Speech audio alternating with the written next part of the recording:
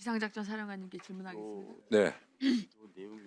지작사를 포함한 모든 부대는 북한의 도발이 있거나 도발 징후가 농후해지면 위기조치반이나 긴급조치반을 소집하죠. 네, 그렇습니다. 지작사는 2024년 북한의 오물풍선 등 도발 등으로 인한 위기조치반을 몇 번 정도 소집했습니까? 이제 의원실 서면 질의했던 종합한 걸 봤을 때 거의 180에서 190회 정도 된 걸로 제가 알고 있습니다.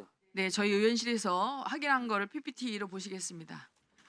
저희 의원실에서 확인한 결과는 정확하게 숫자로 보면 2024년도에 총 167회의 위기조치반이 소집되었습니다.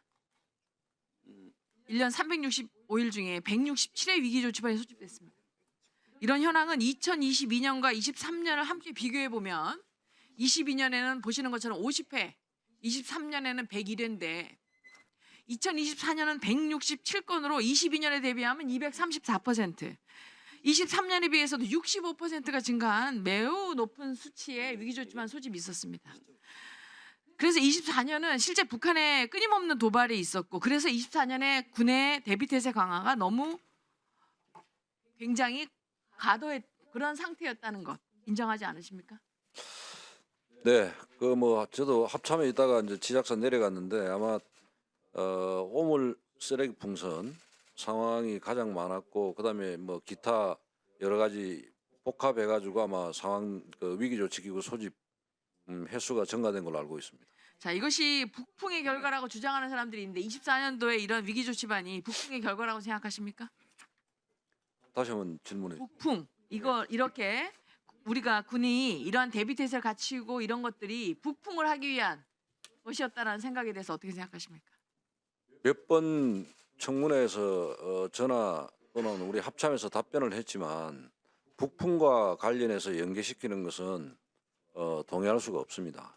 주어진 상황에 대해서 북한군 도발 상황이라든지 상황에 대해서 저희들이 대비를 했던 것입니다. 혹시 합참에서 나오신 분 계십니까? 네, 작전본부장님. 12.3 비상계엄 이전까지 북한의 오물 쓰레기 풍선 도발이 몇 차례나 있었습니까? 32차례 있었습니다. 32차례.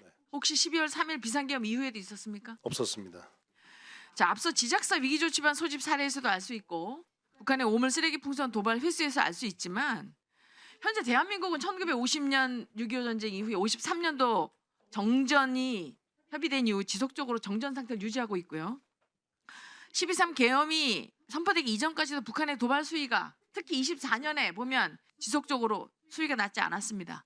따라서 북한의 공세적인 도발 가능성은 여전히 상존하는데 그다음에 그 도발 수위는 ICBM이라든지 다양한 수단으로 도발이 가능성이 상존하고 있는데 그날 12.3 비상계엄이 있고 그것은 별개로 합수 계엄사령관을 육군 참모총장이 대행했지만 의장으로서 경계태세 2급을 발령해서 혹시 모르는 도발이 있을 경우를 대비하는 것 이러한 거에 대해서 인식이 마치 북풍이다 비상계엄을 지원하기 위한 것이다 라는 거에 대해서 어떻게 생각하는지 한번 말씀해 주십시오.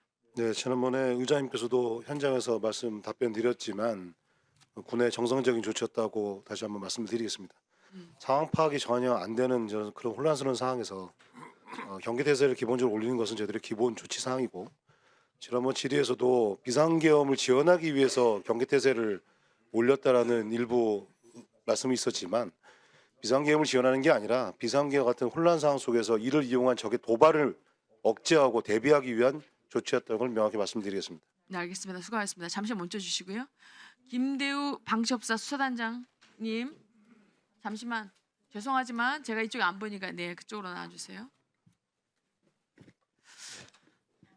김대우 수사단장님 계엄 당일날 수사관 49명을 출동시켰습니다. 그렇습니다. 네, 일각에서는 12.3 비상계엄을 방첩사가 주도했고 정치인 체포를 위해서 방첩사 수사관이 출동했다고 주장하는 사람도 있고 수사단장님도 여인영 사령관이 지시로 했다라고 하는데 방첩사는 전시 위기 상황에서 주 임무가 뭡니까?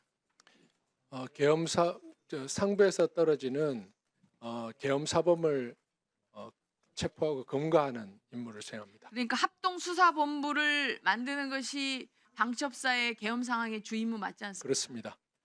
자, 군에는 다 아시겠지만 명시된 가업과 추정된 가업이 있습니다. 명시된 가업이라는 것은 상황이 발생하면 일일이 지시하지 않아도 각급 부대별로 알아서 준비하고 시행하는 겁니다. 방첩사도 계엄이 선포돼서 합동수사본부를 만드는 것은 명시된 가업이죠. 그렇습니다. 자, 명시된 가업은 평상시에 주기적인 훈련을 하고 임무수행 절차를 수단합니다. 예. 이걸 하는 근거는 합동수사본부 시행 계획과 합동수사본부 운영 예규에 따라서 하고 있는 거 맞지 않습니까? 맞습니다. 자, 이 내용을 제가 군사 3급 비밀이기 때문에 자세히 말은 안 하지만 대표적으로 방첩사와 국정원, 경찰, 해경, 군사경찰 등 각 기관이 보유한 수사 권한을 통합해서 조정하고 통제할 수 있도록 수사본부를 구성하는 거죠. 그렇습니다. 자, 각 기관별 몇 명씩 어떻게 편성되고 어떤 절차에 의거 임무를 수행한다는 내용이 아까 말한 2개의 문서에 포함되어 있지 않습니까? 예. 따라서 계엄이 선포되면 사령관이 지시했건 안 했건 국정원, 경찰, 국방부, 조사본부 등 합동수사본부 유관기관에 협조 요청을 하는 건 원래 명시가업이죠. 예. 맞습니다. 그리고 해당 유관기관에서도 이러한 계획이 이미 다 공유되어 있고 사전에 임명되어 있기 때문에 방첩사 협조 요청을 당연하게 받아들인다는 거에 대해서 어떻게 생각하십니까?